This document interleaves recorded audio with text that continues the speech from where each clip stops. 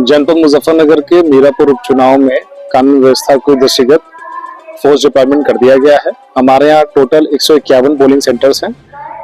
इसमें 360 sub inspector inspector, 2000 से ज्यादा संख्या में कांस्टेबल तैनात है। इसमें 3 कंपनी पीएसी और सेंट्रल पैरामिलिट्री की 8 कंपनियां तैनात की गई हैं। इसमें हमारे जितने भी वल्नरेबल और क्रिटिकल केन्स हैं उन सब पे सीएपीएफ का आधा सेक्शन तैनात किया गया है। कुल 106 पोलिंग सेंटर्स को सीएपीएफ से आच्छादित किया गया है। इसके अलावा हमारे यहाँ बाउंड डाउन की कार्रवाई और अन्य लॉ एंड ऑर्डर संबंधित कार्रवाइयां पूर्ण कर ली गई हैं। कल 20 तारीख को होने वाले चुनाव को शांतिपूर्वक संपन्न कराया जाएगा।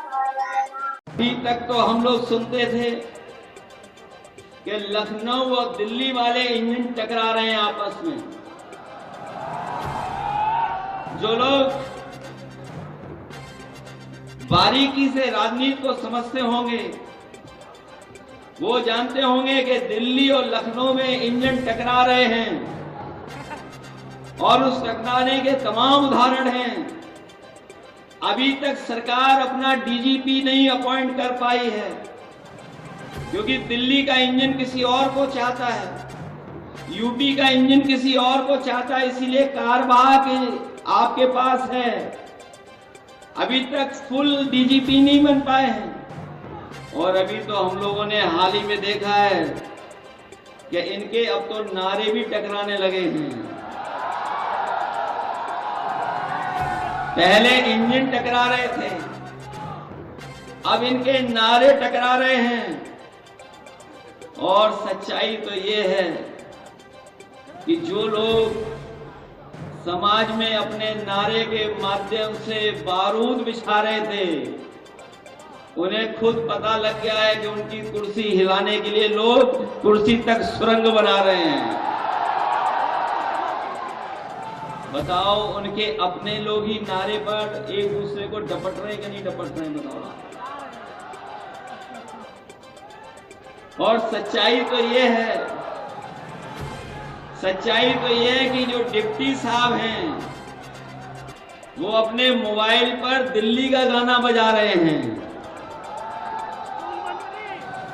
वो भी आए होंगे, लेकिन मैं आपको बताना चाहता हूं ये कटहरी विधानसभा का चुनाव इतना महत्वपूर्ण है और जो महाराष्ट्र का चुनाव हो रहा है इसी के साथ साथ आप देख लेना, महाराष्ट्र का चुनाव का परिणाम आते ही न केवल महाराष्ट्र की सरकार जाएगी बल्कि उत्तर प्रदेश की भी सरकार टिकने वाली नहीं है।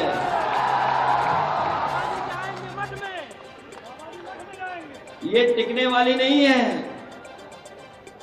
इसीलिए जो लोग नारा दे रहे थे, ये नारा जो दिया गया था बांटो और काटो वाला, ये नारा अंग्रेजों से सीख करके आए थे। ये अंग्रेजों ने कभी नारा दिया था डिवाइड एंड रूल। ये हमारे पढ़े लिखे लोग जानते होंगे, डिवाइड का मतलब जानते हो हिंदी में क्या है? ये अंग्रेजों से सीखा था। अंग्रेज तो चले गए लेकिन अभी उनके विचारवंशी और वचनवंशी हमारे आपके बीच में हैं। लेकिन ये बात समझ लें कि हमारा समाज बढ़ने वाला नहीं है। उत्तर प्रदेश की जनता और कटहरी की जनता सौहार्द पसंद करती है, भाईचारा पसंद करती है, आपस में मिलकर के रहने का काम करती है।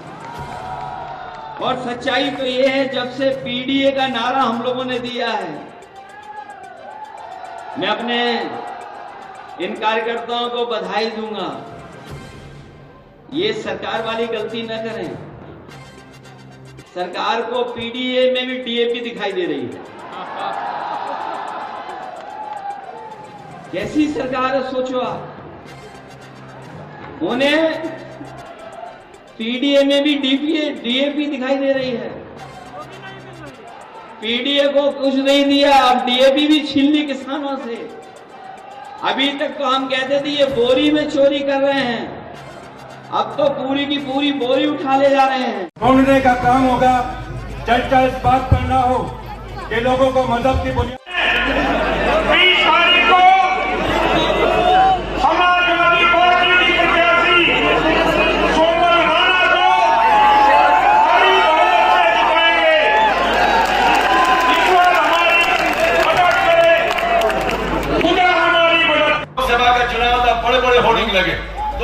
और इसमें बड़े बड़े होर्डिंग लगे, लेकिन अब मुख्यमंत्री जी आए, कोई होर्डिंग नहीं लगा।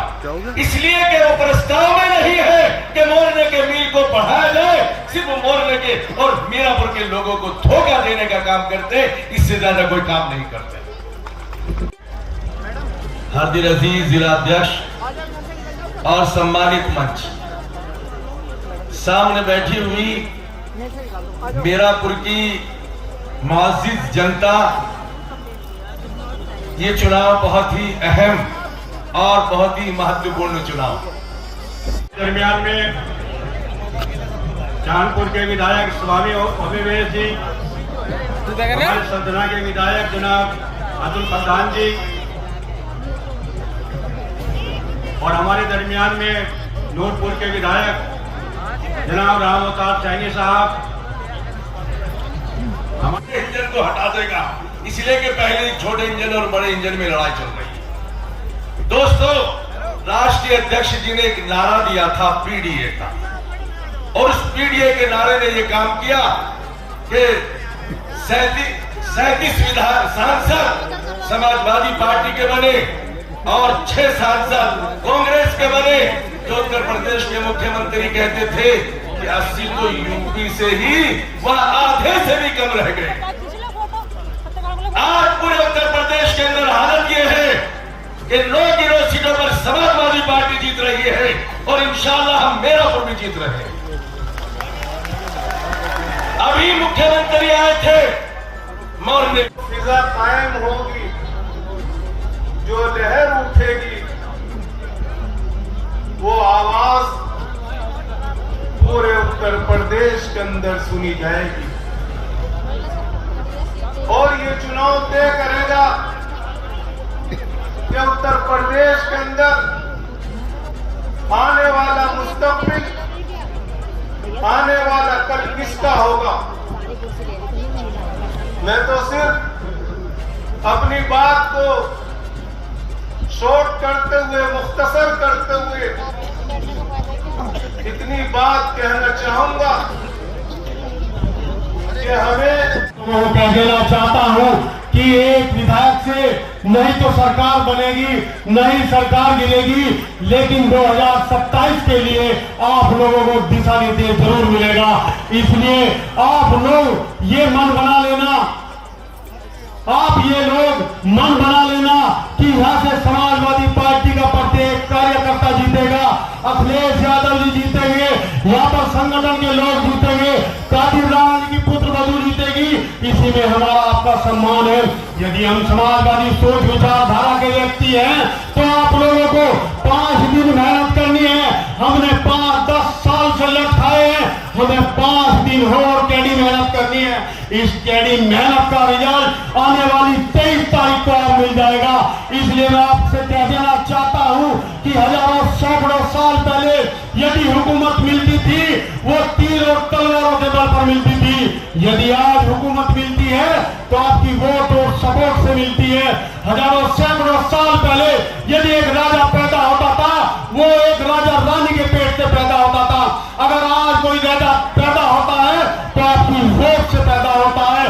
हमारा मिशन, हमारा लक्ष्य केवल एक ही होगा कि अब जिस तरह महाभारत में अर्जुन ने मछली का निशाना बनाया था, हमारा निशाना भी राष्ट्रीय अध्यक्ष अखिलेश चाहता हूं 100 साल पहले राष्ट्रपिता ज्योतिबा फुले आपको इस देश में अंग्रेजों से लड़ते हुए भारत की जनता को, जिसको पीडीए बोलते हैं, इसको अगर संपत्ति रखने का अधिकार राष्ट्रपिता ज्योतिबा फुले ने दिलवाया तो ये जो छान और झोपड़ियों में थे, ये सारा देहात और सारे शहर कच्चे मकानों में राष्ट्रपिता ज्योतिबा फुले के आंदोलन से गए थे। 1890 में ज्योतिबा फुले चले गए, 1891 में बाबा साहब पैदा हुए।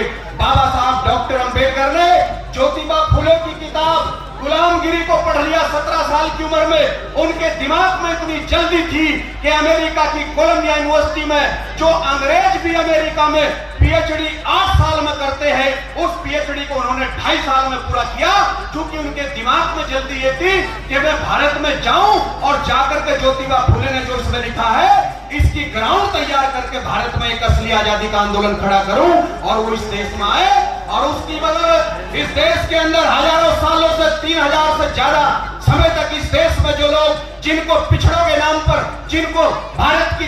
साथियों, ये बात सही है कि इस चुनाव से ना कोई सरकार गिरने वाली है ना कोई बनने वाली है, लेकिन इस सरकार से एक मैसेज जरूर जाएगा कि 2027 की नींव रखी जाएगी।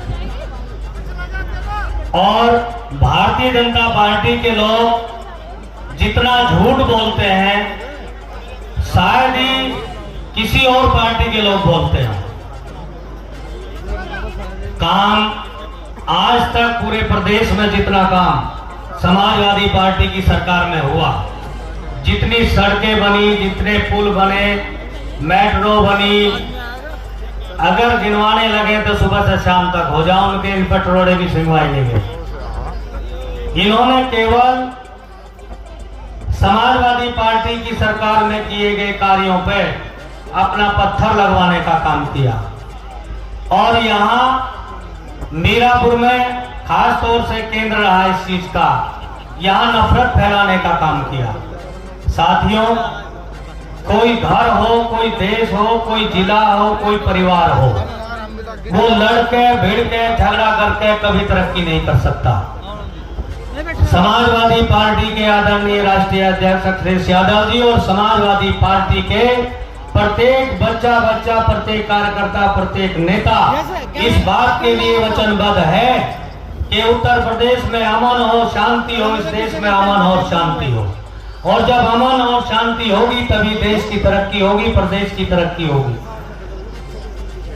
इन्हीं शब्दों के साथ मैं आप लोगों से ये गुजारिश करता हूं कि यहाँ पे बहुत लोग चुनाव लड़ रहे और वो तरह तरह के प्रलोभन, तरह तरह के झांसे देंगे। चुनाव आमने सामने का है। चुनाव एक भारतीय जनता पार्टी और राष्ट्रीय लोकदल के गठबंधन का प्रत्याशी और दूसरा समाजवादी पार्टी का प्रत्याशी, तीसरे के बीच कोई चुनाव नहीं है। इसलिए वोट खराब करने की कोशिश मत करना। और 20 तारीख को जितनी ज्यादा से ज्यादा तादाद में अपनी वोट डाल दोगे, समाजवादी पार्टी के कैंडिडेट को जिता के भेजोगे, ये समझ लेना कि 2027 का झंडा बुलंद होगा। बहुत बहुत धन्यवाद। समाजवादी पार्टी जिंदाबाद, अखिलेश यादव जिंदाबाद। इस क्षेत्र ने पहले भी सरकारें देखी हैं। जो आज बिजली का इंतजाम जो बेहतर दिखाई दे रहा है, जो फीडर सेपरेशन का काम है, वो समाजवादियों की सरकार के समय के फैसले हैं, जिसका परिणाम ये है कि किसान को और शहर में या शहरी आबादी में जो लोग रह रहे हैं उन्हें पर्याप्त बिजली समय से दे पा रहे हैं। यहाँ के चीनी मिलों के और खासकर गन्ने के किसानों की कीमत हमेशा समाजवादियों ने बढ़ाई।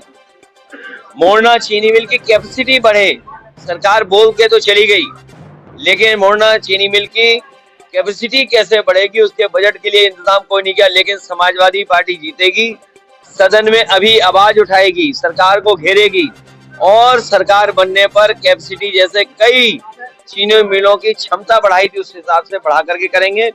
और किसान के सामने कभी भी पेमेंट का संकट ना हो, वो मैकेनिज्म, वो व्यवस्था, वो पॉलिसी बनाने का काम करेंगे जिससे सरकार, चीनी मिल और हमारे किसान के सामने कभी संकट पैदा ना हो। लोग तो ये भी कहते थे कि गंगा की धारा लेकर के आएंगे। क्या गंगा की धारा पहुंच गई? देखिए, जो डिवाइड एंड रूल, डिवाइड की हिंदी जो है उसी से भारतीय जनता पार्टी ने नारा निकाला। जो नारा निकालने वाले थे वो आपस में बट गए और बड़े बड़े नेता उनके उस नारे से किनारा कर रहे हैं। उस नारे से कैसे पॉजिटिविटी निकालें, ये भारतीय जनता पार्टी की नकारात्मक सोच है जो जनता के सामने आई है नारे के माध्यम से।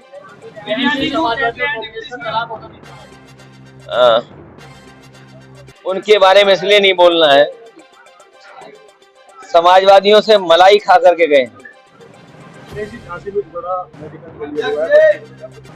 जो बच्चों की जान गई दुखद है, और दुखद इसलिए है कि सरकार की लापरवाही की वजह से बच्चों की जान गई है और सरकार को अभी भी चिंता नहीं इस बात की कि बच्चों की जान चली गई है। वो अभी भी जो फैसले लेने चाहिए, जो दोषी उनके खिलाफ कार्रवाई नहीं कर रही, हमारे मुख्यमंत्री जी प्रचार में व्यस्त हैं, प्रचार कर रहे हैं, लेकिन जिस तरीके से स्वास्थ्य व्यवस्थाओं को बेहतर करना था वो नहीं कर पा रहे। पूरे प्रदेश की स्वास्थ्य व्यवस्थाएं खराब कर दी सरकार ने। जो एम्बुलेंस से लेकर के दवाई इलाज का इंतजाम सरकारी अस्पताल में होना चाहिए था वो नहीं हो पा रहा है। उसकी दुर्दशा किसी ने बिगाड़ी है तो वो भारतीय जनता पार्टी की सरकार ने। डिप्टी सीएम ने मुस्लिमों को निशाना साधते हुए मुस्लिमों को बिरयानी का तेज पत्ता बनाया। डिप्टी सीएम डेली डपट खाते हैं मुख्यमंत्री से। जो ये डिप्टी सीएम हैं डेली डपट खाते हैं और उनका कुछ है भी नहीं इंतजाम वहां पर। वो एक सीएमओ को हटा नहीं सकते, एक डॉक्टर के खिलाफ कार्रवाई नहीं कर सकते। आपको याद होगा मोबाइल पीछे पीछे चलता था, वो आगे आगे चलते थे, छापा मारते थे, कभी किसी पे कार्रवाई कर पाए? ये वो लोग हैं जो बस पा गए हैं।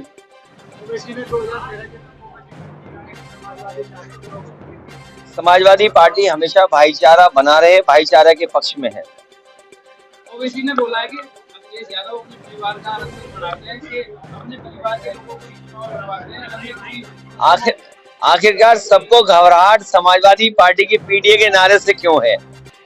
पीडीए से डरे हुए लोग हैं ये। और आपके मुख्यमंत्री जी जब से पीडीए की ताकत को देखें वो न केवल डरे हुए दिखाई देते हैं बल्कि हिले हुए भी दिखाई देते हैं, घबराए हुए दिखाई देते हैं।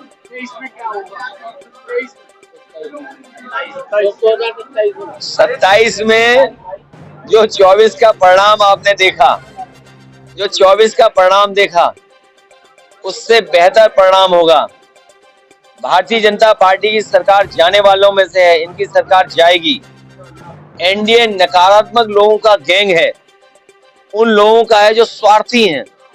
एनडीए उन लोगों का समूह है जो लूट रहे हैं, जिन्होंने पुलिस की व्यवस्था खराब कर दी 100 नंबर 112 करके। और इतना करप्ट पुलिस कभी नहीं देखी जो इस बार देखने को मिल रही है। अभी तक तो पुलिस चोर को पकड़ती थी, अभी कई जगह पुलिस को पकड़ रही है। 40 लाख रुपए का बैग पकड़ा गया। एडीजी जैसे अधिकारी को थाने में जाना पड़ा और उस थाने की कमाई सोचते हो क्या थी? 15 लाख रुपए प्रतिदिन। इतनी लूट कभी नहीं हुई। और मैं चला जाऊं किसी आईपीएस से चुपचाप बैठ करके बात करना कि 50 में पायदान पर जो अधिकारी था उसे टॉप पे बैठा दिया। ये डबल इंजन तो टकरा ही रहे हैं, इनके डिब्बे भी टकरा रहे हैं, इनके डिब्बे के साथ साथ इनके नारे टकरा रहे हैं आपस में। और जो व्यक्ति 50 में पायदान पे था उससे ऊपर बैठाने का मतलब क्या है? कभी किसी आईपीएस से पूछिए जाकर के कि अगर 50 में पायदान के आदमी को ऊपर बैठा देंगे तो उस पर क्या गुजर रही होगी। इसलिए धीरे धीरे वो लोग भी मिल करके मुख्यमंत्री जी की कुर्सी कैसे हटे उसके लिए सुरंग खोद रहे हैं। ये सरकार का पुराना तरीका है डराने का।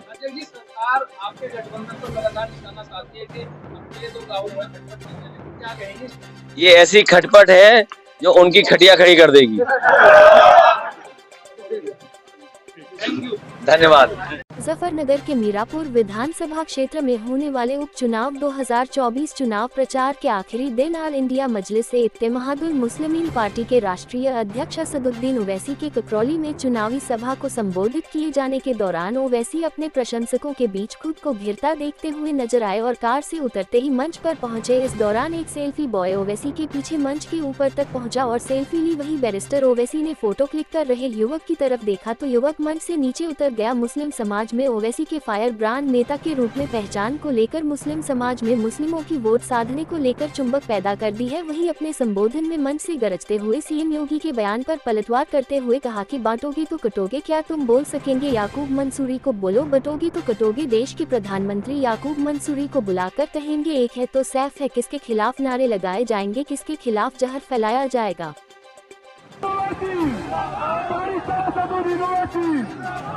मजलिस-ए-इत्तेहादुल मुस्लिमीन, मजलिस-ए-इत्तेहादुल मुस्लिमीन, मजलिस-ए-इत्तेहादुल मुस्लिमीन, मजलिस-ए-इत्तेहादुल मुस्लिमीन।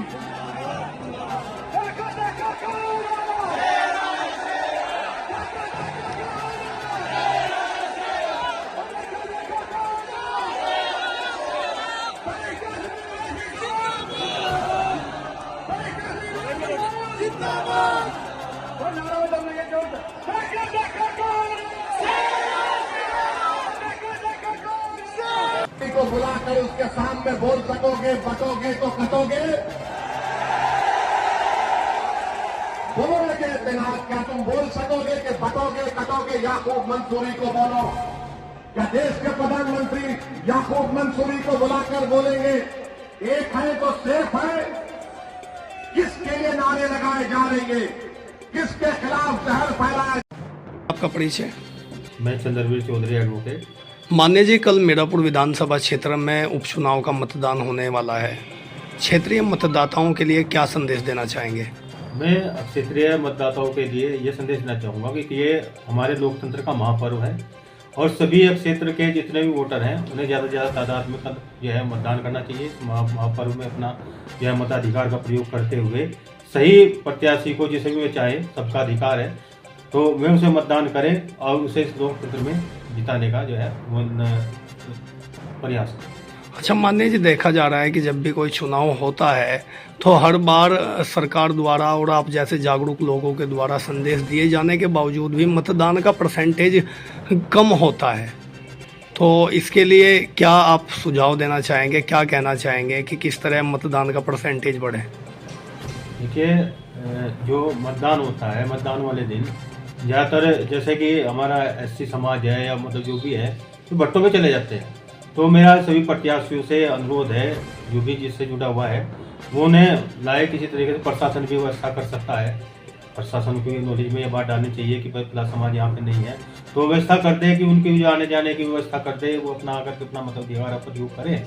और सभी को मेरा मानना है कि सभी को कोई कहीं पर भी हो उसकी भी खुद की ड्यूटी बनती है कि वो आए और इस महापर्व में अपनी वोट से जो है एक सही कैंडिडेट का चुनाव करें। जनपद मुजफ्फरनगर के मीरापुर उपचुनाव में कानून व्यवस्था के दृष्टिगत फोर्स डिप्लॉयमेंट कर दिया गया है। हमारे यहाँ टोटल 151 पोलिंग सेंटर्स हैं। इसमें 360 सब इंस्पेक्टर, 2000 से ज़्यादा संख्या में कांस्टेबल तैनात है। इसमें 3 कंपनी पीएसी और सेंटर पैरामिलिट्री की 8 कंपनियां तैनात की गई हैं। इसमें हमारे जितने भी वल्नरेबल और क्रिटिकल केन्स हैं उन सब पे सीएपीएफ का आधा सेक्शन तैनात किया गया है। कुल 106 पोलिंग सेंटर्स को सीएपीएफ से आच्छादित किया गया है। इसके अलावा हमारे यहाँ बाउंड डाउन की कार्रवाई और अन्य लॉ एंड ऑर्डर संबंधित कार्रवाइयाँ पूर्ण कर ली गई हैं। कल 20 तारीख को होने वाले चुनाव को शांतिपूर्वक संपन्न कराया जाएगा। साहब, मीरापुर उपचुनाव को लेकर कल मतदान होने वाला है। मतदाताओं को जागरूक किए जाने के लेकर क्या अपील करना चाहेंगे? मतदाताओं को अपने सम्मानित मतदाताओं को अपील करना चाहता हूं, शांतिपूर्ण और शांति के हिसाब से, नियम के हिसाब से वोट डालें और समाजवादी पार्टी के प्रत्याशियों को समूह लाना को जिताने का काम करें। माननीय एमपी साहब, हर बार देखा जाता है कि मतदान के दौरान जागरूकता अभियान भी चलाए जाते हैं, लेकिन मतदान का परसेंटेज कम होता है। मतदान का परसेंटेज बढ़े और लोकतंत्र के महापर्व में सभी मतदाता अपनी भागीदारी निभाएं, क्या कहना चाहेंगे इसको लेकर? मैं मतदाताओं से अपील करूंगा अपनी भागीदारी ज़्यादा से ज़्यादा निभाएं और ज़्यादा से ज़्यादा चुनाव आयोग के नियम को मानते हुए, चुनाव आयोग के आदेश अनुसार जो उन्होंने लेख दे रखा, पोलिंग परसेंट ज़्यादा हो, हर आदमी को अपने मत डालने का दायित्व है, उसे डालना चाहिए और वो दायित्व डालेगा तो तभी देश में एक अच्छा माहौल और एक अच्छा वातावरण होगा वोट परसेंट का बढ़ने का। दूसरी चीज़ मेरा ये कहना है, ये चुनाव आयोग की तरफ से अभी लेटर आया, पुलिस को कोई भी राइट नहीं है कोई आरटी चेक करना, कोई पहचान पत्र करना, और जो पुलिस करती है तो वो नियम के गलत करती है। ये मेरे हाथ में लेटर पैड है, चुनाव आयोग का है, पूरा दे रखा। दूसरा, इन्होंने क्या किया, सारे बड़े बड़े गांवों में जहाँ जहाँ पोलिंग है, 25-26 गांवों में इन्होंने करीब 40 गांवों में वो लगा दी बैरिंग कटिंग, जो एक कॉलेज के आगे आगे 3-4 दफे पोलिंग एजेंट को पार करना पड़ेगा। मतलब एक बैरियर को पार करना है नाके को, फिर एक नाके को, जैसे मतदाता कहीं कोई कैसा अपराधी है या क्या चीज़ है, मतदाता को इस कदर परेशान करने का काम यहाँ अधिकारियों से किया जा रहा है। जिन अधिकारी से मैं पूछता हूँ तो वो ये कह देते हैं साहब हमें तो पता नहीं। अब मैं बोलना चाहूँगा, जो सरकारी बैरियर हैं जो थानों के सामने लगे रहे, उन्हें आम आदमी तो उठा नहीं सकता, कोई प्राइवेट आदमी नहीं उठा सकता, कोई सरकारी कर्मचारी नहीं उठा सकता जब तक उसे आदेश नहीं मिलेगा, चाहे किसी के भी आदेश से उठा उनको दंड किया जाए। और इससे वजह तो लोकतंत्र की हत्या हो रही है हिसाब से, तो ऐसे पोलिंग कैसे हो जाएगा। और जगह कई जगह ऐसा आया है जो ये अनिल कुमार विधायक हैं, मंत्री हैं, उन्होंने कहा ठप्पा मारियो हम निपटा लेंगे। और भी नेताओं ने 2-3 ने यही कहा ठप्पा मारिए। मैं बोलना चाहूँगा ठप्पे की कोई राजनीति थोड़ा ही, अपने मतदाताओं को अपने विकास से अपने काम से बात करनी चाहिए। अच्छा, माननीय एमपी साहब, पोलिंग बूथों के बाहर जो ये बैरिकेटिंग जगह जगह लगाए गए हैं, इससे इन सभी कार्यों को लेकर किस तरीके का ये गलत हो रहा है ना, लोकतंत्र की हत्या हो रही है ना। ये आप एक जगह तो चुनाव आयोग कह रहा है पोलिंग परसेंट बढ़ना चाहिए, एक जगह आप पोलिंग परसेंट को वो कर रहे हैं। आज ही मेरे सामने अभी वहाँ का आया गादले का 50 वोट एक ही वार्ड पे एक ही फैमिली की काट रखी है, जिससे अभी सन 2024 में वोट डाला उन्होंने। अब उनकी वोट कटी भाई, पूरे घर की वोट कट के आ गई। अब बताइए कहाँ चुनाव हो जाएगा। अब मैं कहना चाहूँ जिस BLA ने वोट काटी हुई या जिसने कटवाई, अब से 2 महीने 6 महीने पहले तो वो वोट डालने हैं, और अब इस वाली लिस्ट में उनका नाम ही साफ कर दिया। तो उस प्रकरण को लेकर माननीय चुनाव आयोग से क्या कहना चाहेंगे? भाई अपने चुनाव आयोग से फरियाद रखेंगे। चुनाव आयोग या तो इसे देखेंगे, कैसे देखेंगे, क्या करेंगे, क्यों हो रहा। जब तक जो सजा वालों को दंड नहीं मिलने का तो कुछ काम नहीं होने वाला। तो क्या इन सभी मामलों को लेकर कल मतदाता वोटिंग के दौरान हम अपने मत से इस बात का जवाब देंगे? हम मतदाताओं में तो जोश आएगा, करेंगे, कुछ भी करेंगे। डंडा बजाने का प्लानिंग है, पुलिस लोकल बुला रखी है, और जिस अधिकारी से भी मैं बात करता हूँ कुछ नहीं। अब मैं आपको दिखाना चाहूँगा, दिखाइए भाई, जाए देखिए, ये मैंने मंगा लिया, हर गांव के मंगा रखे मैंने। ये बैरियर लगा रखे इन्होंने। अब ये बैरियर कहाँ चलेंगे, इन बैरियरों में कैसा आदमी चलेगा। आप और हर बैरियर पे पता लग रहा 5-5, 6-6 इंस्पेक्टर खड़े रहेंगे जी। तो क्या 5-5, 6-6 इंस्पेक्टर खड़े रहेंगे, जुर्म जागती करेंगे तो कहाँ पोलिंग हो जाएगा। तो क्या मतदाताओं को किसी तरीके का भय उत्पन्न करने को लेकर ये तो शोर है, इसमें भी आप देखो शोर है। अच्छा एमपी साहब, आपके साथ ही ऐसा क्यों हो रहा है? अब से पहले भी कई मुकदमे कर चुके हैं। देखिए मुकदमे कर रहे हैं, वो तो उन्हें सताने का, अपना करने का, आज इससे ज्यादा और क्या जुर्म होगा। क्या ये लोग पहले ही हार मान चुके हैं? आपको परेशान अब देखिए हार का तो उन्हें पता होगा, हार तो ये पता लगेगा 23 तारीख को। और कल इन्होंने पोलिंग में क्या करते हैं, मैं चुनाव आयोग को भी कह रहा हूँ निष्पक्ष चुनाव हो पाएगा? नहीं, ऐसे नहीं हो पाएगा, ना कराने के निष्पक्ष नहीं चुनाव होने का। निष्पक्ष चुनाव होगा, ये बैरियर अभी हटावे यहाँ से रात में, और पुलिस को सही काम कराने के निर्देश दिए जाए। ऐसे दिए जाएंगे तो नहीं होने का। अच्छा, आपने जैसे अधिकारियों से बात की तो उनका क्या जवाब है इसमें? अभी आपके सामने एक अधिकारी से बात अभी करी है, DM प्रशासन से, उन्हें कह दिया पता ही नहीं, प्रशासन की तरफ से नहीं। SDM साहब से बात करी, SDM साहब कह रहे हैं मुझे पता नहीं, मैं अभी बता रहा हूँ। प्रशासन को इतनी बड़ी घटना का नहीं पता तो फिर इसका जिम्मेदार? अब वो तो जिम्मेदार तो फिर खुद ही स्वयं होंगे, वे स्वयं होंगे। मेरे 1 घंटे पे तो मुकदमा कायम कर दिया। जिन्होंने बैरियर उठा के लाए हैं थानों के सामने, कम से कम 15 थानों के सामने से बैरियर उठे हैं और चेक पोस्टों में से, उनके खिलाफ मुकदमा कायम करे जो लाए। तो ऐसा तो कोई उठा के नहीं सकता कि उसे ले जाने वालों को किराया भी देंगे, तो अधिकारी की जिम्मेदारी भी लगाई होगी, सही चुनाव कराने की कोशिश करें।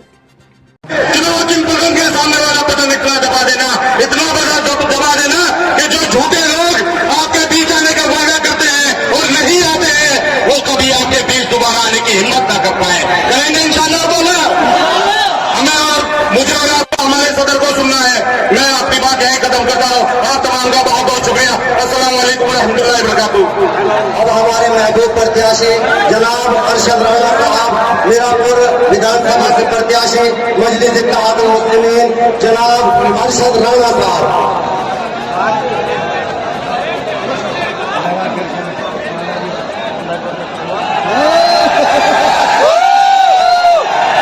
क्या कहा था, ये कलमाए ला इलाहा इल्लल्लाह वाले झूठ नहीं बोलते। आज साबित कर दिया। इंशाअल्लाह तो मेरे ऊपर कोई शक नहीं है। तो झूठों को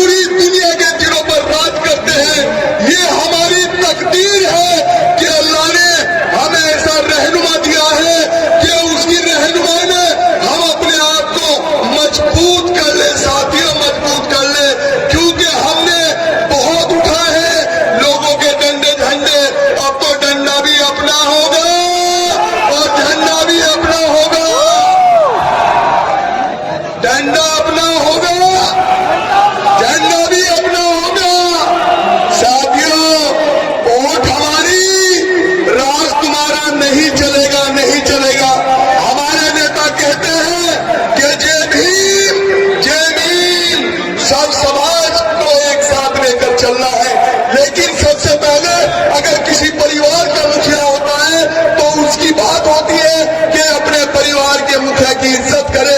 जब आप इज्जत करोगे तो सब समाज के लोग इज्जत करेंगे साथियों। तो इंशाअल्लाह मीरापुर विधानसभा में आपकी बार इतिहास बनने जा रहा है भाई। मैं आपसे ज्यादा समय नहीं लेता क्योंकि मेरे नेता, मेरे महबूब लीडर सांसद बैरिस्टर असदुद्दीन ओवैसी को सुनना है आपको। मैं तो रोजाना आपके बीच में रहता हूँ, मैं तो आपका बच्चा हूँ, लेकिन अरमानों में पानी फेर दिया उनके जो कहते थे खरीद लिया, बिक गया, टूट गया। अरे ये वो गाड़ा है जो ना तुमसे टूट सकता ना तुम खरीद सकते। अल्लाह ने मुझे ईमान की दौलत दी है, मुझे बिकने की जरूरत नहीं साथियों। इंशाअल्लाह मोहर लगेगी, मोहर लगेगी, मोहर लगेगी। खुदा हाफिज़, अस्सलाम वालेकुम। साथियों, अब वो घड़ी आ चुकी है जिसका हमें सुबह से इंतजार था। सुबह से तमाम साथी यहाँ मौजूद हैं। मैं आवाज देता हूँ, उससे मैं आवाज दूं अपने सदर को, उससे पहले एक बार जोरदार नारे के साथ में इस्तकबाल कीजिए barrister Asaduddin Owaisi, barrister Asaduddin Owaisi, barrister Asaduddin Owaisi. ये आवाज मुखालिफों के कानों तक जानी चाहिए। ऑल इंडिया मजलिस इत्तेहादुल मुस्लिमीन, ऑल इंडिया मजलिस इत्तेहादुल मुस्लिमीन। देखो देखो कौन आया, देखो देखो कौन आया।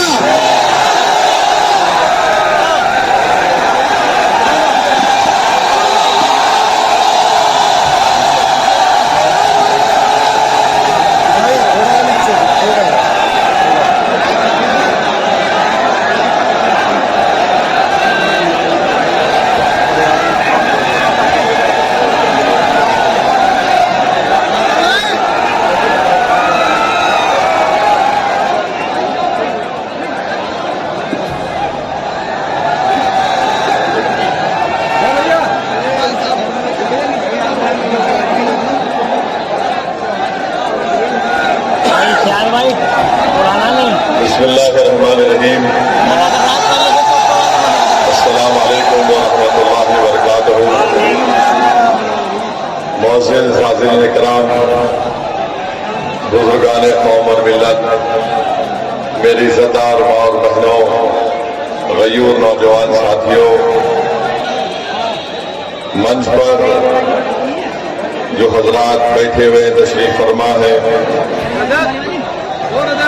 और मीरापुर विधानसभा के मजलिस इत्तेहादुल मुस्लिमीन के उम्मीदवार कैंडिडेट मेरे भाई जनाब अरशद राना साहब, मगरबी यूपी के MIM पार्टी के अध्यक्ष मेरे भाई मेहताब चौहान साहब, जिला सदर इमरान हाशमी साहब, उत्तराखंड के मजलिस पार्टी के सदर जनाब नैयर काजमी साहब, फरमान एडवोकेट साहब और खास तौर से जनाब शाहनवाज प्रधान साहब, जिन्होंने आज हमको यहाँ पर ये इंतखाबी जनसभा करने की इजाजत दी, उनका बहुत शुक्रिया। अजीज दोस्तों और बुजुर्गों, पिछले 14-15 दिन से मैं महाराष्ट्र में वहाँ के विधानसभा के चुनाव में इंतखाबी मुहिम में मसरूफ रहा और कल रात धूलिया में एक जलसे को मुखातिब करने के बाद 3 घंटे के सफर के बाद हम औरंगाबाद पहुंचे और फिर सुबह 7 बजे की फ्लाइट लेकर हम दिल्ली पहुंचे और दिल्ली से अल्हम्दुलिल्लाह गाड़ी से यहाँ पर 3 घंटे में पहुंचे हैं। मैं अल्लाह का शुक्र अदा करता हूँ कि अल्लाह मुझे यहाँ पर आने का मौका दिया, आपके दरमियान में खड़े होकर हमारे उम्मीदवार जनाब अरशद राना साहब और पार्टी के बारे में बोलने का मौका इनायत फरमाया। मैं आप तमाम का भी शुक्रगुजार हूँ कि आपने अपना कीमती वक्त निकाल कर आज आप यहाँ पर आए। मैं सिर्फ आपसे इतनी गुजारिश करने आया हूँ कि ककरौली गांव में ये एक अजीमुश्शान जलसे आम हो रहा है, इंतखाबी जलसा। कि 20 तारीख के दिन आपको अपना एक वोट पतंग के निशान पर बटन दबाकर आप अपने इत्तेहाद को मजबूत करिए, उत्तर प्रदेश में अपनी क़यादत को मजबूत करिए और अपनी एक बेबाक आवाज को अरशद राणा के रूप में उत्तर प्रदेश के विधानसभा में भिजाइए, ताकि इस विधानसभा में जो बेशुमार अवामी मसाइल हैं वो उसको हल कर सके। आप जानते हैं कि मीरापुर विधानसभा में बच्चियों के लिए, खवातीन के लिए कोई डिग्री कॉलेज नहीं है, अस्पताल नहीं है और यहाँ पर जो शुगर मिल है, मोराना शुगर मिल, उसकी कैपेसिटी बढ़ाना है, जिसके ताल्लुक से कोई विधायक या सांसद ने अब तक कोशिश नहीं की। गन्ने का रेट जो 450 रुपये होना चाहिए, अभी तक सिर्फ 300 रुपये दिया जा रहा है। इसकी मांग कोई नहीं कर रहा है और स्कूल नहीं है, रोड नहीं है, बिजली की सहूलत नहीं है और फिर यहाँ पर जो जोजा बिरादरी है उनको उनका हक भी नहीं दिया जा रहा है। और साथ ही साथ आप जानते हैं कि इस बिरादरी के लिए स्कूल की बहुत बड़ी जरूरत है, बुनियादी सहूलतें उनको मुहैया नहीं की जा रही हैं। साथ ही साथ इस विधानसभा में हमारे कुरैश बिरादरी के भी लोग रहते हैं जिनके कारोबार को जो बरसों से वो कारोबार करते हैं अपनी जिंदगी गुजारने के लिए, उसको यहाँ पर उत्तर प्रदेश की बीजेपी की सरकार ने उस कारोबार को खत्म करने की पूरी कोशिश की और कर भी रहे हैं। तो ये ऐसे मसाइल हैं मेरे अजीज दोस्तों और बुजुर्गों, जिसके लिए आपको 20 तारीख के दिन मुत्तहदा तौर पर अपने एक वोट का इस्तेमाल पतंग के निशान पर करना है। लोग मुख्तलिफ इल्जामात मजलिस इत्तेहादुल मुस्लिमीन पर लगाते हैं, मगर आप जानते हैं कि पिछले कई बरस से हम उत्तर प्रदेश की सरजमीन पर हमारी पार्टी का काम कर रहे हैं। हम चुनाव लड़ते हैं, हारते भी हैं, कोई चुनाव जीतते भी हैं, मगर मैं आपको इस बात का यकीन दिलाने आया हूं, हम चुनाव के नतीजे देखकर हिम्मत हारने वालों का नाम मजलिस इत्तेहादुल मुस्लिमीन नहीं है। हमारे हौसले कल भी बुलंद थे, आज भी बुलंद रहेंगे इंशाअल्लाह ताला, मगर फैसला लोकतंत्र में, जमहूरियत में आपको करना है। अगर आज आप मुत्तहदा तौर पर अपने वोट का इस्तेमाल इस विधानसभा में करेंगे तो आपकी एक आवाज, आपका एक नुमाइंदा उत्तर प्रदेश की विधानसभा में जाएगा। अगर आपको ये कहकर जरूर डराया जाएगा कि एक अरशद राणा जीतने से क्या होता है, तो मैं उनको बताना चाह रहा हूं, भाई रुक जाइए, मैं आपको बताना चाह रहा हूं कि आरएलडी के कितने सांसद लोकसभा में, 2 ही तो है ना, 2 है उनके, और एक विधानसभा की सीट बीजेपी की उनके लिए छोड़ देती है। और जब मजलिस इलेक्शन लड़ती है उत्तर प्रदेश में, तो ये तमाम के तमाम बड़े बड़े लोग जो मुस्लिम क़यादत को, जो आपकी एक आजाद क़यादत को बर्दाश्त नहीं करते, वो ये कहना शुरू कर देते हैं कि नहीं नहीं, एक होगा तो क्या होगा। मेरे भाई, आरएलडी के 2 सांसद हैं और बीजेपी को ये विधानसभा की सीट छोड़ना पड़ा।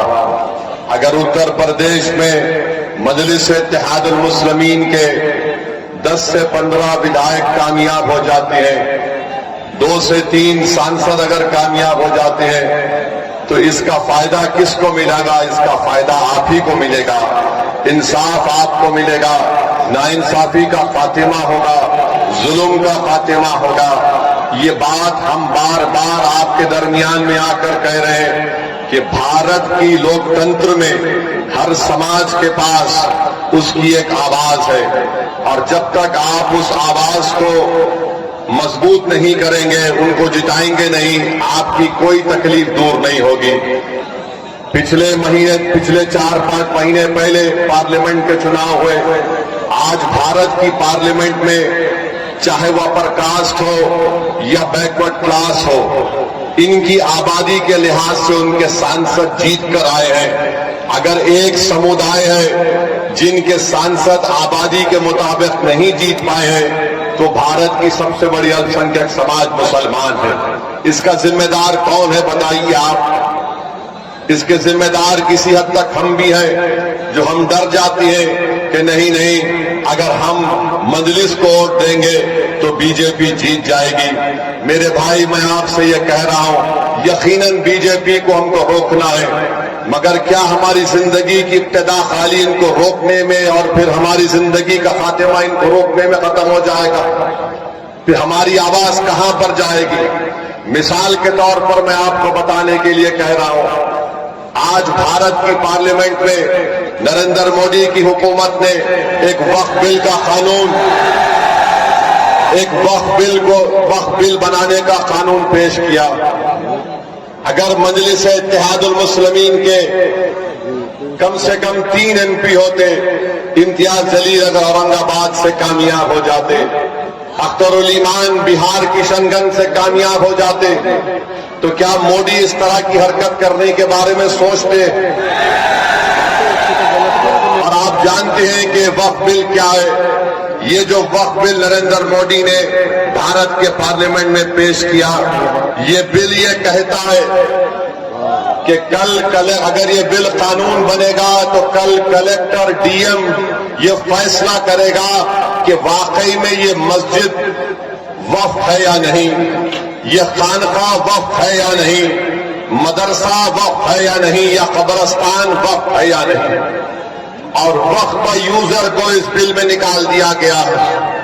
मैं जिम्मेदारी के साथ आज आपके दरमियान में ककरौली गांव में खड़े होकर आपसे और उत्तर प्रदेश के तमाम जिम्मेदारों को बता रहा हूं, उत्तर प्रदेश सुन्नी वक्फ बोर्ड में जितनी जायदादें रजिस्टर्ड है 99% वक्फ यूजर है, यानी उसका कोई डीड नहीं है मगर रजिस्टर्ड है। अगर खुदा ना खास्ता यह कानून बीजेपी की हुकूमत बनाएगी तो इन तमाम 99% वक्फ जायदाद का क्या होगा? क्योंकि मोदी ये कह रहे हैं कि जो जायदाद वक्फ होती है, हम और आप मानते हैं कि उसका मालिक अल्लाह होता है, सुबह कयामत तक मालिक उसका अल्लाह होता है, मगर मोदी इस तरह का बिल पार्लियामेंट में पेश कर रहे हैं कि मालिक अल्लाह नहीं होगा, मोदी होगा और मेरा नायब का डीएम होगा, कलेक्टर होगा। उत्तर प्रदेश में जितनी सुन्नी वक्फ बोर्ड की प्रॉपर्टियां हैं 99% वो वक्फ यूजर है। इस बिल में वक्फ यूजर को उड़ा दिया गया। इस बिल में यह बात लिख दी गई है कि अगर कोई भी जाकर डीएम कलेक्टर के पास से शिकायत कर दे कि ये फुला जायदाद वक्फ की नहीं है, तो कलेक्टर जब तहकीकात का इंक्वायरी का ऑर्डर देगा, जैसे ही वो इंक्वायरी का ऑर्डर देगा उस वक्त से वो जायदाद वक्फ नहीं रहेगी। कब तक वक्फ नहीं रहेगी? जब तक कलेक्टर या डीएम अपनी इंक्वायरी मुकम्मल नहीं कर लेता। डीएम इंक्वायरी मुकम्मल नहीं करेगा, इंक्वायरी का ऑर्डर जारी कर देगा, वक्फ की प्रॉपर्टी से, जायदाद से हम महरूम हो जाएंगे। आप बताइए फिर किसका नुकसान होगा इस बारे में?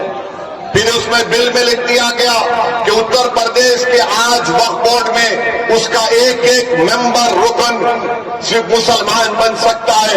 मोदी कह रहे हैं कि नहीं, कम से कम 2 गैर मुस्लिम तो बनना ही बनना है, और इलेक्शन नहीं होगा रियासती वक्फ बोर्ड में। प्रदेश की सरकार मेंबर्स को नॉमिनेट करेगी, नामजद करेगी, यानी 2 से ज्यादा भी गैर मुस्लिम उसके मेंबर बन जाएंगे, मेजॉरिटी में आ जाएंगे। मकसद एक ही है कि मोदी ये चाहते हैं कि भारत से वक्फ की जायदादों को खत्म करके रख दिया जाए। मस्जिदें वक्फ ना रहे, दरगाहें ना रहे, खानखाएं ना रहे, कब्रिस्तान ना रहे। इसीलिए मोदी ने इस तरह के बिल को भारत की पार्लियामेंट में पेश किया है।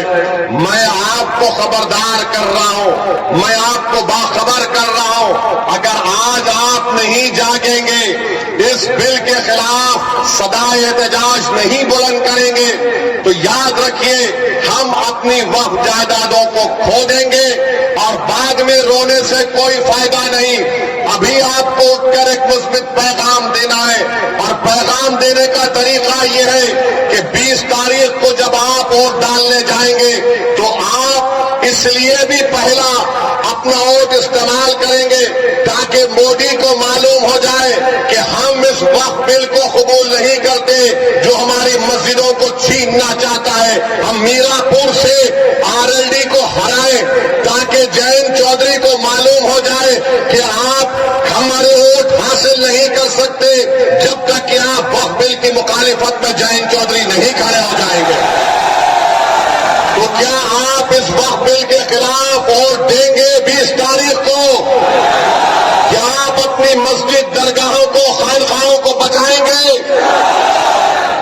आपने इंशाअल्लाह कह दिया, मगर याद रखिए अगर आप मुत्तहदा तौर पर अपना एक एक वोट मोदी के इस काले बिल के खिलाफ इस्तेमाल करेंगे तो मोदी को भी पैगाम मिलेगा, जयंत चौधरी को भी पैगाम मिलेगा कि मीरापुर की जनता ने जो फैसला दिया है वो सिर्फ मीरापुर की हद तक महदूद नहीं है बल्कि पूरे उत्तर प्रदेश की आवाम ने फैसला दिया है कि हम तुम्हारे इस कानून इस बिल को नहीं मानते जो हमसे हमारी मसाजिद को और वक्फ की जायदादों को छीनना चाहता है।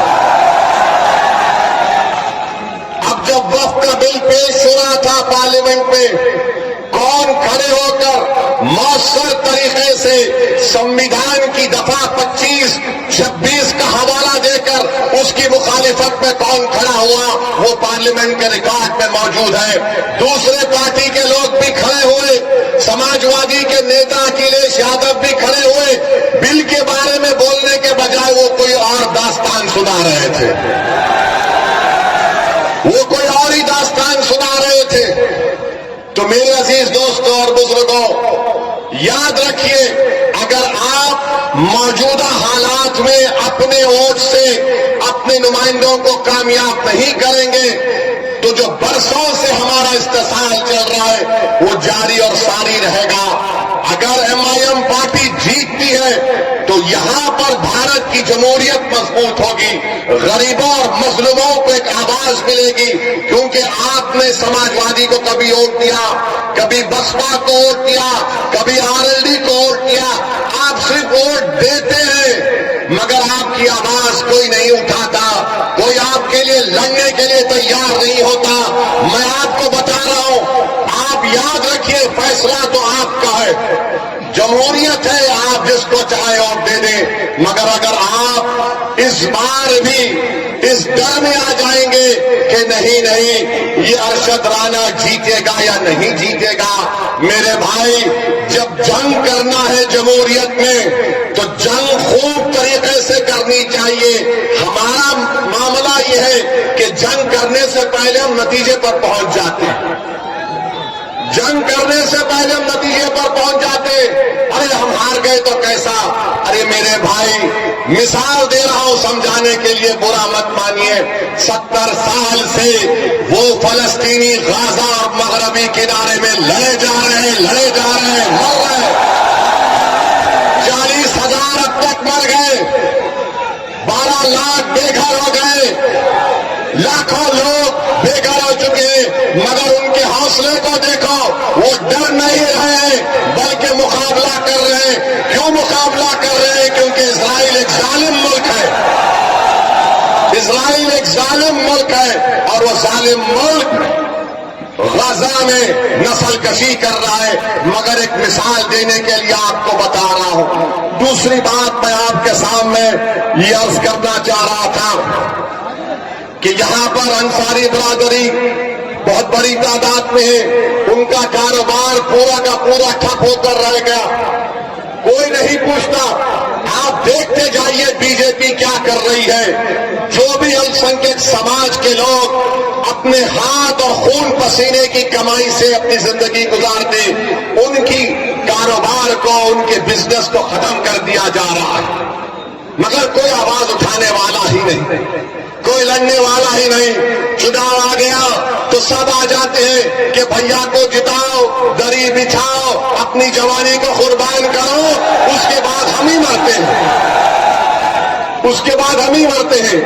तो मेरे अजीज दोस्तों और बुजुर्गों,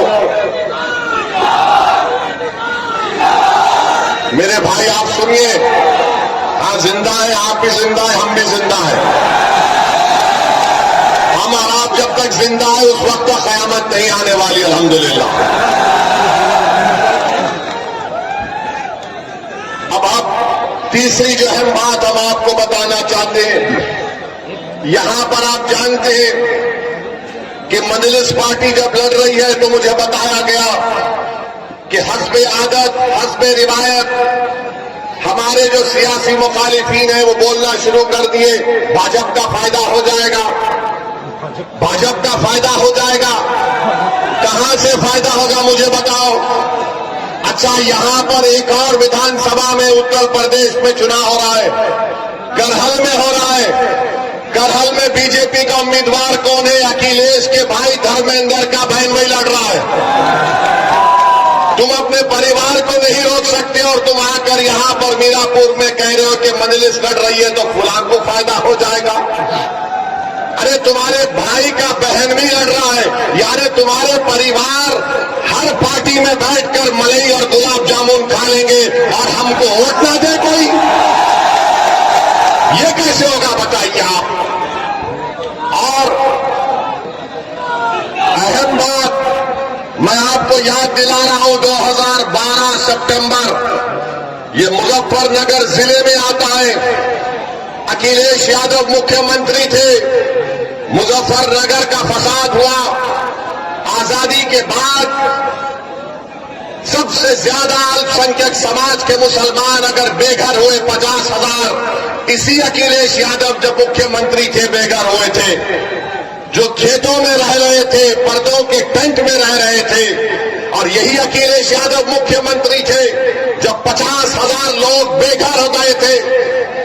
किसी के माओ की इज्जत लूट ली गई, किसी के बहनों को कत्ल कर दिया गया। आप कैंपों में जिंदगी गुजार रहे थे और अखिलेश यादव सैफई में उत्सव मना रहे थे, मुंबई से एक्टरों को बुलाकर नाच गाना करवा रहे थे। यही अखिलेश यादव थे जिन्होंने बुलडोजर चलाया था उन रिलीफ कैंपों के ऊपर। तो मेरी आपसे गुजारिश है कि याद रखिए, यही समाजवादी पार्टी की हुकूमत थी, यही मुजफ्फरनगर का इलाका था जहां पर यह हुआ था। और जब मुजफ्फरनगर का कांड हुआ, कौन उन कैंपों में जाकर फिर कर उन गरीबों की मदद करने के लिए आया था? मैं 3 दिन इस कैंपों में रहा, जाकर देखता रहा। उस जमाने में मैं आया, हमारे दोस्त शाहनवाज साहब थे, मरहूम जफरयाब जिलानी साहब के साथी थे। मेरे अजीज दोस्तों और बुजुर्गों, ये बात आप अपने जहन नशीन कर लीजिए। 20 तारीख के दिन अपने के कोर्ट का इस्तेमाल करिए और फिर इस विधायक यहां पर ककरौली गांव में हम पुलिस से भी गुजारिश करेंगे, आप देखते ही हमको चालान मार देते हैं। हमको मालूम आप बहुत हमसे मोहब्बत करते हैं, मगर इतनी ज्यादा भी मोहब्बत मत करिए जो हमारी जेब खत्म हो जाए। मेरे अजीज दोस्तों और बुजुर्गों, और फिर आ जाइए, आपके मुख्यमंत्री बाबा के ऊपर भी कुछ बोलना पड़ेगा। आजकल बाबा महाराष्ट्र में फिर रहे, सुनिए, महाराष्ट्र में फिर रहे और नहीं सुनो, और नारा लगाए हैं, बटेंगे तो कटेंगे, बटेंगे तो कटेंगे बोलते हैं। मैं उत्तर प्रदेश के मुख्यमंत्री से वो चैलेंज कर रहा हूं, झांसी में मेडिकल कॉलेज में 10 मासूम बच्चे जलकर मर गए, 10 मासूम बच्चे जलकर मर गए। और जब वो वार्ड में, न्यू नेटल केयर के वार्ड में एक शख्स था जिसके 2 जुड़वा बेटियां भी उस न्यू नेटल वार्ड में थे। जब वार्ड में आग लगी तो शख्स कूदकर 10 से ज्यादा मासूम छोटे बच्चों की जान बचाया। बाद में उसको मालूम हुआ कि उसकी 2 बेटियां, जुड़वा बेटियां जलकर मर गई। और उस शख्स का नाम आपको मालूम क्या था? जिसने 10 से ज्यादा मासूम बच्चों की जान बचाई, जो 6-8 महीने के बच्चे बच्चियां थे, उस शख्स का नाम याकूब मंसूरी था। याकूब मंसूरी कूद गया आग में। ये नहीं देखा मुख्यमंत्री बाबा योगी आदित्यनाथ, नरेंद्र मोदी, देखो याकूब मंसूरी आग में कूदकर ये नहीं देखा कि किस समुदाय, किस मजहब के मानने वालों के बच्चे हैं। वो ये देखा कि बच्चे जल रहे हैं और कूद गया। ये अल्लाह को कुछ और ही मंजूर था, वो अपनी 2 मासूम जुड़वा बच्चियों को नहीं बचा सका। मैं योगी आदित्यनाथ को चैलेंज कर रहा हूं, क्या तुम याकूब मंसूरी को बुलाकर उसके सामने बोल सकोगे, बटोगे तो कटोगे? बोलोगे आदित्यनाथ, क्या तुम बोल सकोगे कि बटोगे कटोगे? याकूब मंसूरी को बोलो। क्या देश के प्रधानमंत्री याकूब मंसूरी को बुलाकर बोलेंगे एक है तो सेफ है? किसके लिए नारे लगाए जा रहे हैं? किसके खिलाफ जहर फैलाया जा रहा है बीजेपी की तरफ से? ये सब के सब भाजपा के लोग एक समुदाय के खिलाफ नफरत पैदा करने का काम कर रहे हैं। याद रखो मोदी, योगी आदित्यनाथ, देश रहेगा, आप और हम खत्म हो जाएंगे, देश बाकी रहेगा। और इस देश की ताकत यहाँ की भाईचारगी और मोहब्बत है। अगर आप नफरत घोलेंगे एक समुदाय के खिलाफ, आपको सियासी फायदा तो हो सकता है वक्तिया तौर पर, मगर क्या इससे देश मजबूत होगा?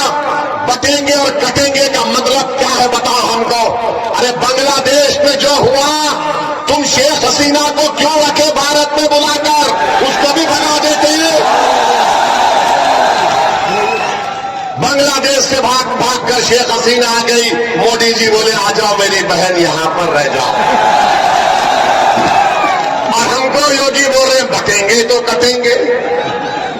मेरे अजीज दोस्तों और बुजुर्गों, ये बीजेपी के मंसूबे हैं। इस तरह की वाहियात बातें करते हैं। भारत के प्रधानमंत्री क्या कहते हैं? एक है तो सेफ है। 10 साल से सेफ नहीं थे क्या मोदी जी? 10 साल से देश सेफ नहीं था क्या? अरे मैं इसका जवाब ये दिया हूं, अनेक है तो अखंड है भारत में। एक है तो सेफ को नहीं मानते, अनेक है तो अखंड है। इस देश में अंसारी भी है, कुरैशी भी है, जोजा भी है, सैफी भी है, दलित भी है, बैकवर्ड क्लास भी है, अपर क्लास भी है, ठाकुर भी है, ब्राह्मण भी है, मराठा है। इस देश की ताकत तो यही है मोदी जी, मगर आरएसएस की कोशिश एक ही है। इसीलिए मोदी जो कह रहे ना कि एक है तो सेफ है, हम कह रहे अनेक है तो अखंड है। मेरे अजीज दोस्तों और बुजुर्गों, क्या अच्छा ये भी है नहीं, इसमें लिखकर मुझे दिया गया है कि 2012 के चुनाव के मैनिफेस्टो में अखिलेश यादव ने 18% रिजर्वेशन का वादा किया था। अखिलेश यादव के पास रिजर्वेशन है किसका? खाली अपने खानदान और परिवार का। मैं बन जाऊं, मेरी वाइफ बन जाए, मेरा भाई बन जाए, चाचा का बेटा बन जाए, वही रिजर्वेशन है। आरक्षण खाली उनके परिवार के लिए, आपके लिए नहीं है। आपको गलतफहमी है।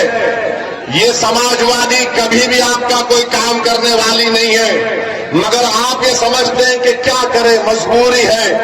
अरे अब तो मजबूरी नहीं है ना, ये तो पार्लियामेंट का चुनाव नहीं है। आप यहां पर मुत्तहदा अपने वोट का इस्तेमाल करिए, अरशद राणा को कामयाब करिए, तो भैया का दिमाग भी ठिकाने लग जाएगा पूरी तरीके से। पूरी तरीके से दिमाग ठिकाने लग जाएगा। इनको मालूम होना चाहिए। याद रखिए, मैं कब तक जिंदा रहूंगा, आप कब तक जिंदा रहेंगे नहीं मालूम, मगर अगर आप अपने वोट से अपनी लीडरशिप को पैदा करेंगे तो आपके वोट की कीमत बढ़ेगी, आपके वोट की अहमियत बढ़ेगी, आपकी जिंदगी की अहमियत बढ़ेगी।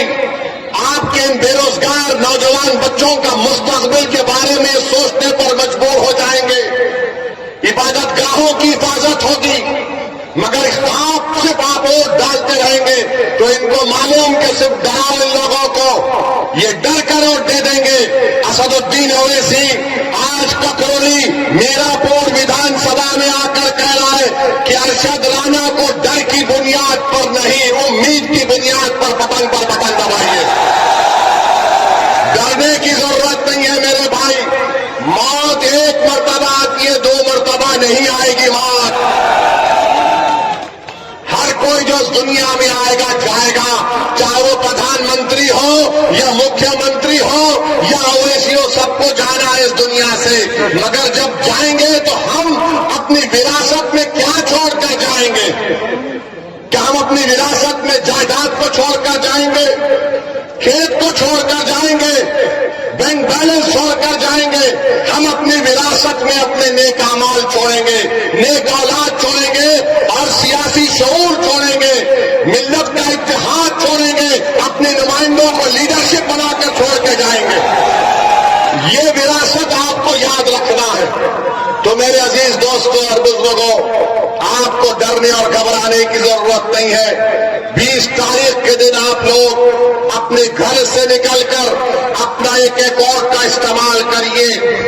महंगाई आसमान को छू रही है, मामूली चीजें खरीद कर नहीं खा सकता, मगर योगी बोलते हैं बटेंगे तो कटेंगे, प्रधानमंत्री बोलते हैं एक है तो सेफ है, कोई कहता है धर्म युद्ध है, कोई कहता है और जिहाद है।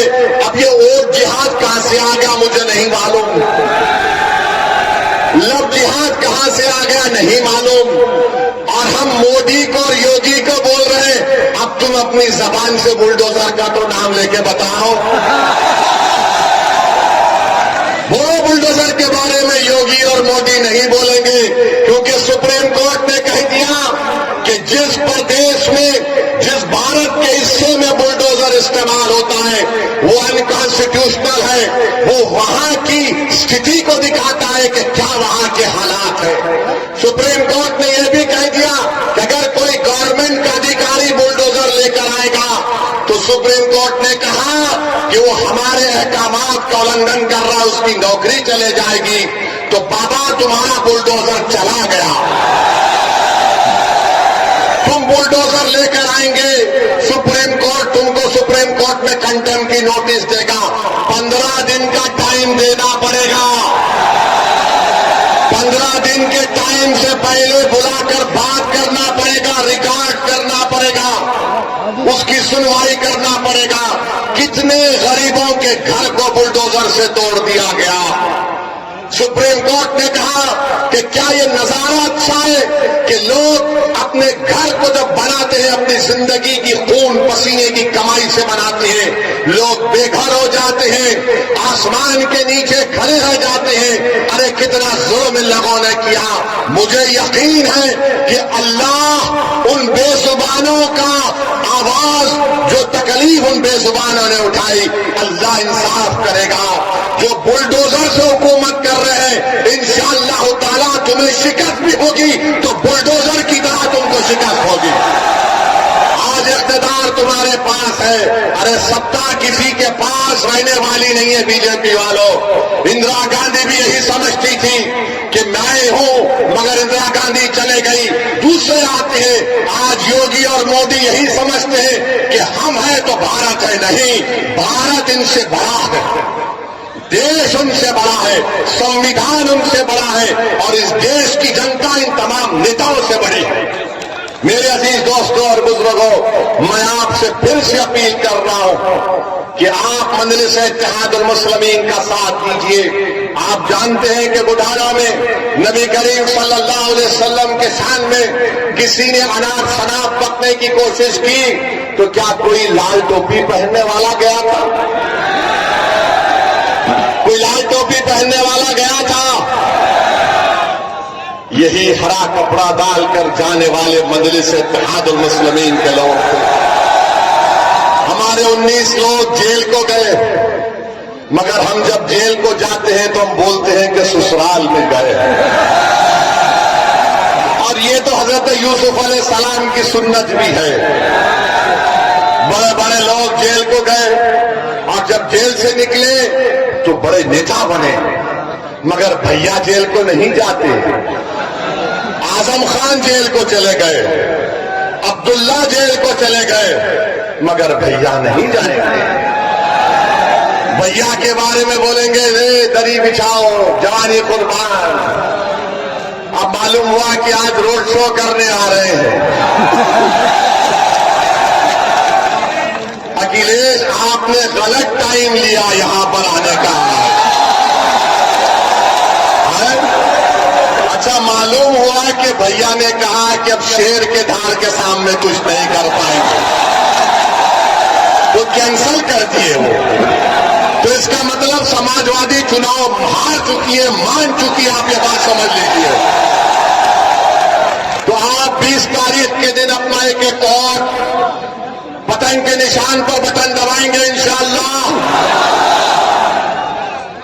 इंशाअल्लाह बोल दिए। फिर यहां हम जाने के बाद इबलीस के लोग आकर कान में खुश करेंगे, ये अरशद राणा जीता तो क्या होगा, क्या फर्क पड़ जाएगा, भाजपा आ जाएगी।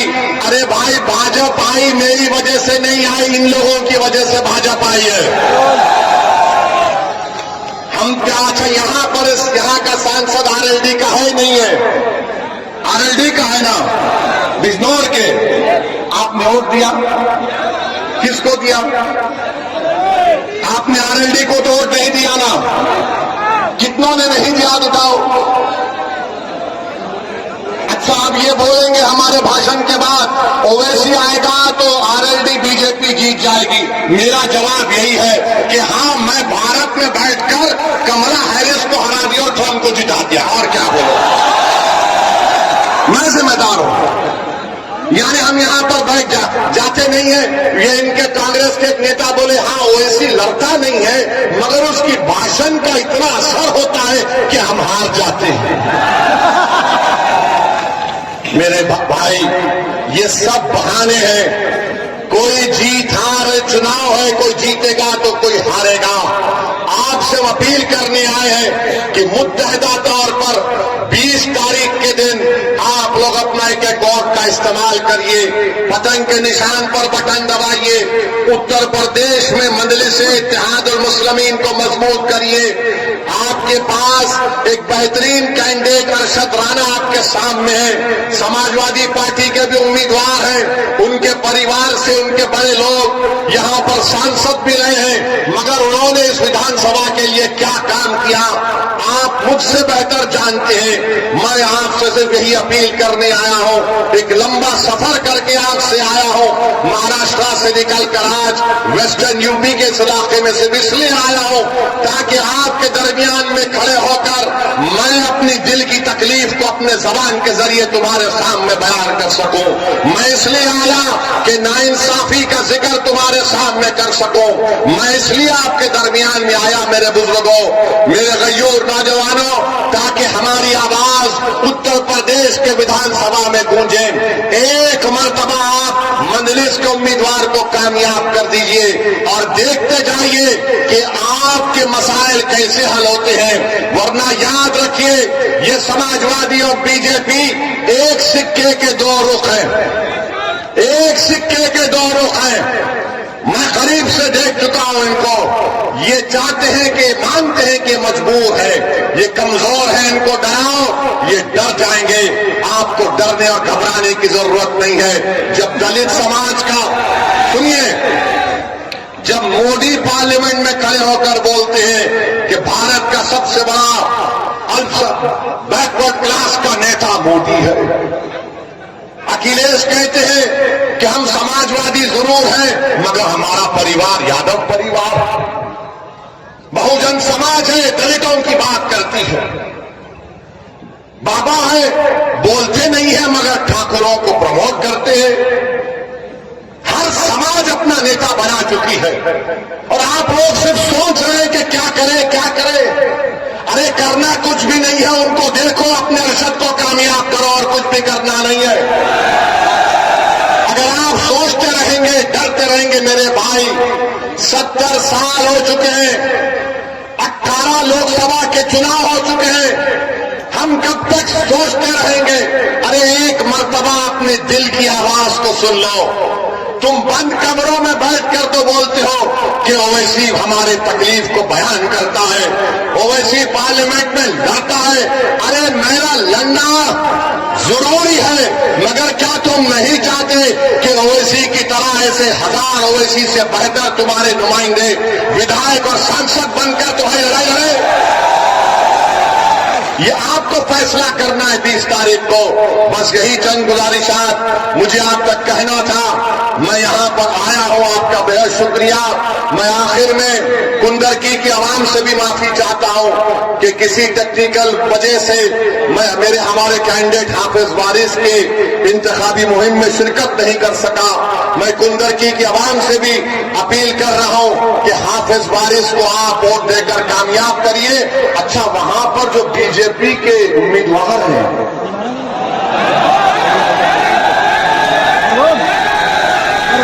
क्या क्या बोले जा रहे हैं? अब इकरार कर ले बेटा, इकरार कर लो। वो ये बोल रहे हैं कि देखिए, सुनिए, कुंदरकी में जो बीजेपी के उम्मीदवार हैं वो बोल रहे हैं कि जुमे का दिन बड़ा मुबारक दिन है और हमारे मुसलमान भाई नमाज पढ़ने नहीं गए, मेरे जुलूस में आ गए। वो बोल रहे हैं कि देखिए ऐसा है, इस्लाम में सलाम है। अरे बाबा, तुम ये बात जाके तुम्हारे मुख्यमंत्री को बोलो ना,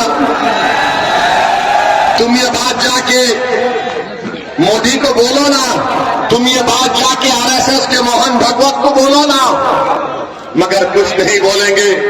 मेरे अजीज दोस्तों और बुजुर्गों, हम आपसे हाथ जोड़कर अपील कर रहे हैं कि 20 तारीख के दिन मीरापुर से अरशद राणा साहब को और कुंदरकी से हाफिज वारिस साहब को आप अपना वोट देकर कामयाब करिए। और गाजियाबाद से रवि गौतम साहब है हमारे उम्मीदवार, बड़ा ताकतवर उम्मीदवार है, स्ट्रांग उम्मीदवार है रवि गौतम, वो भी लड़ रहे हैं। आप इन तमाम की कामयाबी के लिए दुआ भी करिए। मैं माजरत चाहता हूँ, मैं एक लंबा सफर तय करके आया हूँ, ज्यादा देर आपके दरमियान में बोल नहीं सका। इंशाअल्लाह ताला दोबारा आऊंगा और तफसील से आप तमाम से बात होगी। बहुत बहुत शुक्रिया। मेरे साथ नारा लगाइए, पतंग को